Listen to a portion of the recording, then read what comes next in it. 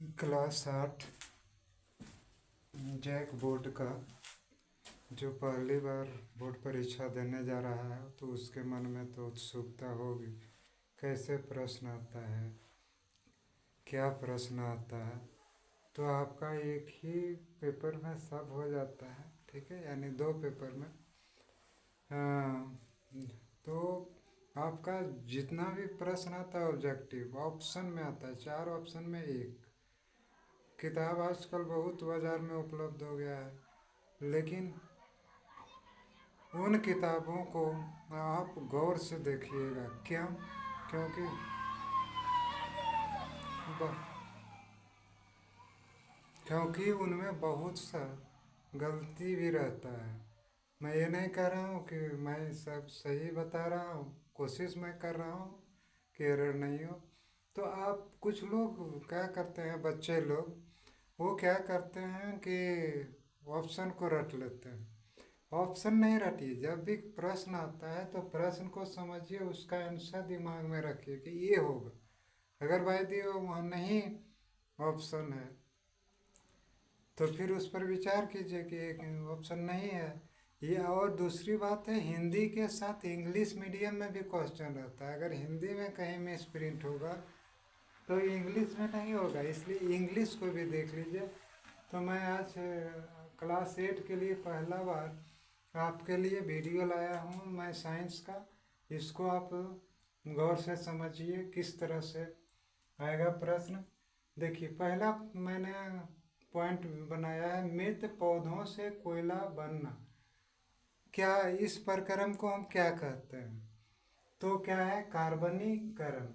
या ऐसा भी हो सकता है कि कार्बनीकरण क्या है और उसमें आपको 4 ऑप्शन दे सकता है, तब वो आप उसका आंसर ये लिखेंगे कि मृत पौधों से कोयला बनाना।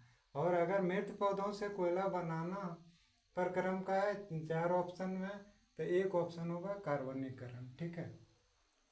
दूसरा है सीएनजी गैस का प्रमुख घटक क्या है, यानी सीएनजी गैस में कौन सी गैस सबसे अधिक मात्रा में पाई जाती है। तो सबसे अधिक मात्रा में मेथेन गैस पाई जाती है।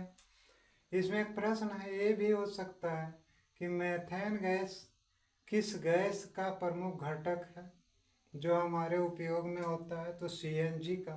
और सीएनजी का फुल फॉर्म भी आपको आ सकता है, कंप्रेस्ड नेचुरल गैस या संपीड़ित प्राकृतिक गैस। तीसरा पर आप ध्यान दीजिए पॉइंट पर, रेड डाटा बुक।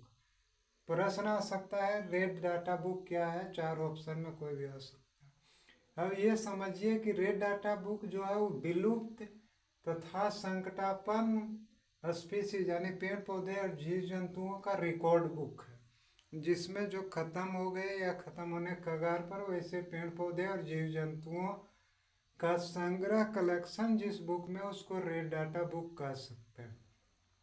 यहाँ उल्टा भी हो सकता है कि विलुप्त तथा संकटापन्न स्पीसीज का संग्रह किस बुक में है। तो 4 ऑप्शन में एक ऑप्शन आएगा, तो रेड डाटा बुक। अब क्या है कि पौधाघर प्रभाव का क्या लाभ है। पौधाघर प्रभाव की हानियां आप जान रहे हैं, क्लाइमेट चेंज हो रहा है, विश्व उष्णन हो रहा है, लेकिन इसका एक लाभ है। क्या लाभ है कि ये पृथ्वी के ताप को एक निश्चित सीमा से नीचे नहीं आने दे रहा है। अगर नहीं रहता पौधाघर प्रभाव तो पृथ्वी का टेम्परेचर -15 डिग्री सेल्सियस तक जल जाता, जो कि यहाँ के जीवन के लिए आवश्यक परिस्थिति उपलब्ध नहीं कराता। ठीक है, पौधाघर प्रभाव में आपको प्रश्न आ सकता है कि कौन कौन सी गैसें आती है। तो उसमें मुख्य रूप से कार्बन डाइऑक्साइड गैस है, लेकिन मेथेन गैस भी पौधाघर प्रभाव दर्शाती है। 5वां पॉइंट पर ध्यान दीजिए, पूरी पृथ्वी 12 टेक्टोनिक प्लेटों पर स्थित है। पृथ्वी का जो सबसे अंदर का भाग है वो बिल्कुल गर्म लावा के रूप में है। उस पर 12 बहुत बड़ी बड़ी प्लेटें हैं, वह तैरती रहती है। बताए थे ये प्लेटें कभी आपस में टकराती है ना, तो भूकंप आता है। अब समझिए कि कितनी विशाल ये प्लेटें हैं कि पूरे पृथ्वी को मात्र 12 प्लेटें संभाल कर रखी है। ठीक है। छठा है आपका अवस्रव ध्वनि। अवस्रव ध्वनि मतलब क्या समझते हैं? जिस ध्वनि की आवृत्ति 20 हर्ट्ज से कम है। तो ये प्रश्न आ सकता है, अवस्रव ध्वनि सुनने वाला जंतु। तो इसमें 3 जंतु प्रमुख हैं, कबूतर, कतला मछली और हिपोपोटामस। ये प्रश्न आपका आ सकता है। अवस्रव तथा प्रस्रव दोनों ध्वनि को सुनने और बोलने वाला एकमात्र जीव है, उसका नाम है व्हेल, जो धरती यानी स्थल और जल पर का सबसे बड़ा जीव है। 8वां है, कितनी प्रबलता के बाद ध्वनि शोर बन जाती है?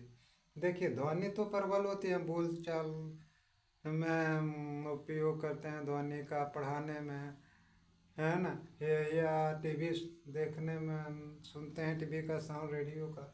लेकिन यदि यह 80 डेसिबल से ज़्यादा हो जाए तो वह ध्वनि शोर बन जाती है, जो हमारे लिए कर्णप्रिय नहीं होता है और उससे हानियाँ हो सकती है। ठीक है। 9वां पॉइंट है, आग से बचने के लिए किस प्लास्टिक का उपयोग किया जाता है?